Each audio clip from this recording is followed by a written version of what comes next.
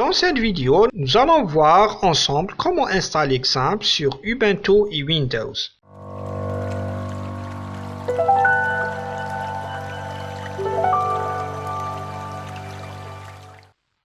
Dans cette vidéo, nous allons voir ensemble les points suivants. Premier point, téléchargement et installation de XAMPP sur Linux, Ubuntu. Deuxième point, créer un lanceur de XAMPP sur Ubuntu. Troisième point, téléchargement et installation de XAMPP sur Windows. Dans un premier temps, il faut se rendre sur le site internet de l'éditeur. Vous trouverez un onglet qui se nomme Télécharger. On clique sur XAMPP pour Linux et le téléchargement se lance. La dernière version de XAMPP proposée est 7.4.10. Elle pèse 150 mégaoctets. Une fois le téléchargement terminé, vous ouvrez votre gestionnaire de fichiers par défaut au répertoire de téléchargement.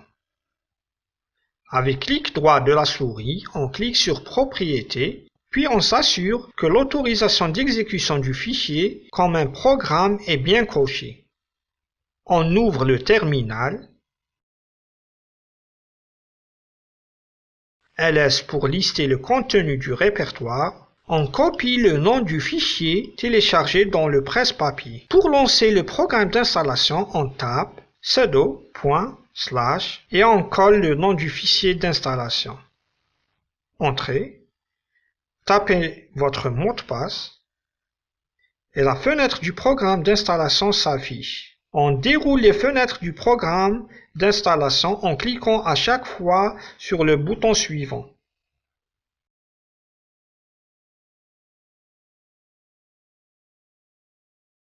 Une fois l'installation terminée, on décoche l'option Launch XAMPP pour ne pas lancer XAMPP et on clique sur Finish. Sur les systèmes Linux comme Ubuntu, les lanceurs sont des fichiers donnant accès à un logiciel, l'équivalent d'un raccourci sur Windows. Sans tarder, on ouvre le gestionnaire de fichiers, on se positionne sur les répertoires où tous les lanceurs sont réunis, mais avant cela, on s'assure que l'option Afficher les fichiers cachés est bien cochée. Le répertoire en question est dossier personnel /.local /char /application. Arrivé à ce répertoire, on ouvre le terminal. On tape gedit pour exécuter l'éditeur de texte par défaut d'Ubuntu. Les lanceurs sont plus riches que de simples raccourcis. On doit spécifier dedans le type d'encodage, le nom, la commande shell, l'icône et la catégorie. Vous trouverez le contenu à copier dans gedit dans la description, ou vous pouvez le recopier de la vidéo. Une fois c'est fait, vous enregistrez ce fichier sous le nom de xampp-control-panel.desktop. Je tiens à préciser que tous les lanceurs ont la même extension, c'est-à-dire desktop. Une fois c'est fait, on ferme l'éditeur de texte. Pour que le lanceur devienne exécutable, on doit lui ajouter l'attribution appropriée. On tape la commande suivante. Vous pouvez la recopier de la vidéo ou vous la trouverez dans la description. Vous tapez votre mot de passe et c'est fini. Cliquez sur Afficher les applications, puis cherchez le lanceur de XAMPP. Une fois trouvé, avec bouton droit de la souris, vous cliquez sur Ajouter aux favoris. Maintenant, si vous cherchez dans la barre des tâches, vous trouverez votre lanceur. On clique dessus, vous devez taper votre mot de passe. L'interface visuelle de XAMPP s'ouvre. Pour information, on peut lancer et arrêter XAMPP par des commandes shell, mais je préfère toujours utiliser l'interface visuelle. Alors, pour démarrer le serveur Apache et MySQL, on clique sur l'onglet Manage Servers. Dans la colonne Status, on remarque que le serveur Apache est lancé. Il y a écrit Running. Pour démarrer le serveur MySQL Database, on clique sur le bouton Start. Une fois le serveur MySQL Database démarré, on doit avoir le statut Running dans la colonne Status.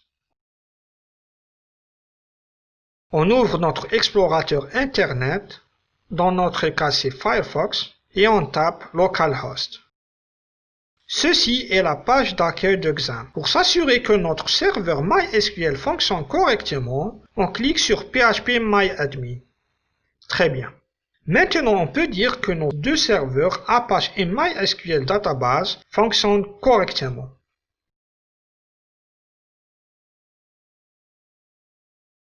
L'installation d'Exam sur Windows est plus facile que celle sur Ubuntu. Il faut se rendre en premier lieu sur le site internet de l'éditeur. Vous trouvez un onglet qui se nomme Télécharger. On clique sur le lien Exam pour Windows. On remarque qu'ils sont passés à la version 7.4.11. On peut dire que chaque mois, parfois chaque 15 jours, on a des mises à jour d'Exam. Le téléchargement se lance. La nouvelle version pèse 155 mégaoctets. Une fois le téléchargement terminé, vous ouvrez votre explorateur de fichiers au répertoire de téléchargement et vous exécutez le fichier téléchargé. La fenêtre du programme d'installation s'affiche. On clique sur Suivant, on sélectionne le serveur Apache et MySQL, on décoche les autres serveurs. Pour la langue à installer, vous laissez cocher PHP et vous décochez Perl. Pour les programmes, vous laissez cocher phpMyAdmin et vous décochez le reste. Vous pouvez laisser tous les composants si vous désirez. Je vous ai choisi seulement les composants qu'on aura besoin pour la formation. On clique sur Suivant, vous choisissez votre répertoire d'installation. Vous pouvez le laisser à C2.exam. Suivant. Pour la langue, malheureusement, il n'y a pas de français. On laisse donc à anglais. Suivant. Suivant. On patiente.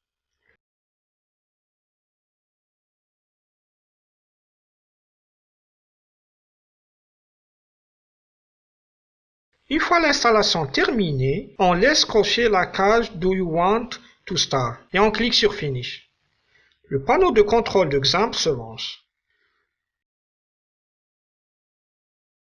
Dans la ligne du serveur Apache, on clique sur Start. De la même manière, dans la ligne du serveur MySQL, on clique sur le bouton Start pour démarrer les serveurs. Une fois les deux statuts des deux serveurs affichent Running, on clique sur le bouton Admin du serveur Apache. Votre navigateur Internet par défaut s'ouvre sur la page d'accueil d'Exam, ou plus précisément le tableau de bord d'Exam. Pour s'assurer que notre serveur MySQL fonctionne correctement, on clique sur phpMyAdmin. Très bien. Maintenant, on peut dire que nos deux serveurs Apache et MySQL fonctionnent correctement. Pour stopper les deux serveurs, vous n'aurez qu'à cliquer sur le bouton Stop des deux serveurs.